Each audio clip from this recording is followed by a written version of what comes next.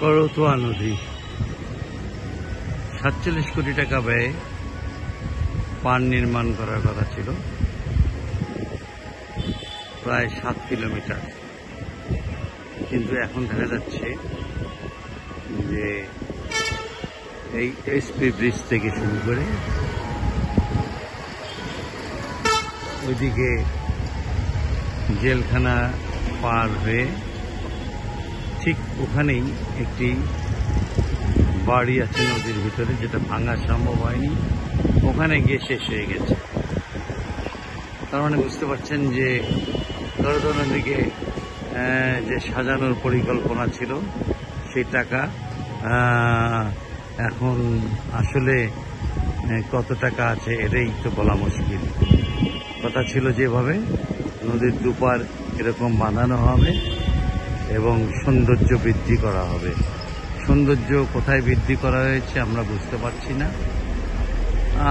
এখানে সৌন্দর্য বৃদ্ধির জন্য যে টাকা ব্যয় করা হয়েছে সেই টাকাটা বাংলাদেশ পানি উন্নয়ন বোর্ড আপনার হলো এখানে স্লো প্রোটেকশন এবং ওয়াকওয়ে নির্মাণ সহ সৌন্দর্য বর্ধন কাজ চলমান নামে একটি সাইনবোর্ড দিয়েছে।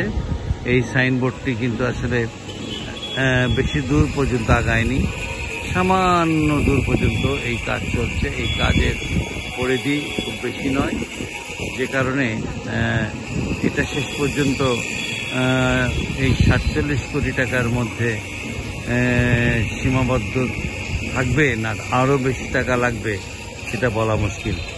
ওই ধারে তো এখন পর্যন্ত কোনো কিছুই হয়নি, শুধু মাটি খুঁড়ে রাখা হয়েছে। ওই ধারে এইভাবে পার বাঁধানো হবে কি হবে না আমরা বলতে পারছি না। তবে এবারে এ ধারে যেটুকু বাঁধানো হয়েছে তবে সুন্দর, একেবারে খারাপ না, খুবই সুন্দর। এই সৌন্দর্য কতটুকু থাকবে, বিশেষ করে দূরে বগুড়া শহরকে আরও সুন্দর করার জন্য এই প্রচেষ্টা একেবারে ফেলনা নয়।